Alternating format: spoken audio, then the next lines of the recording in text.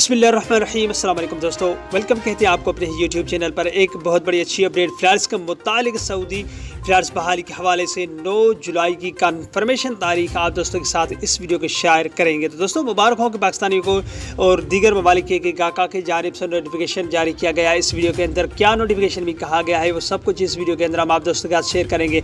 मगर वीडियो की जानिब बनने से पहले अगर आप हमारे चैनल पर नई मेहमान आए हैं तो चैनल को सब्सक्राइब करना बिल्कुल ना भी भूलिएगा, क्योंकि लेटेस्ट वीडियो जो भी हम बनाएंगे उसका नोटिफिकेशन आप दोस्तों तक हर वक्त पहुंचता रहेगा।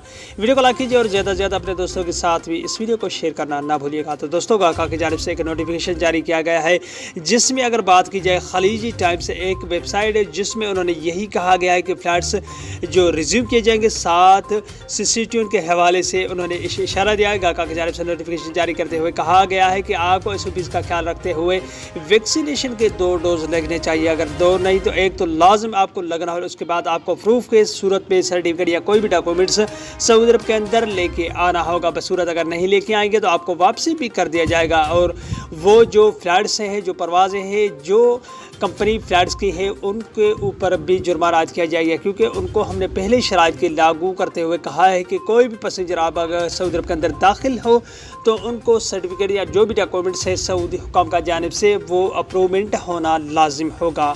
तो दोस्तों ये बहुत बड़ी अच्छी अपडेट है कि 7 जुलाई को फ्लाइट्स बहाली होने के हवाले से गाका की जानिब से नोटिफिकेशन जारी किया गया। तो दोस्तों ये थी आज का अपडेट, मिलते हैं नेक्स्ट वीडियो में। बाय बाय, अस्सलाम वालेकुम।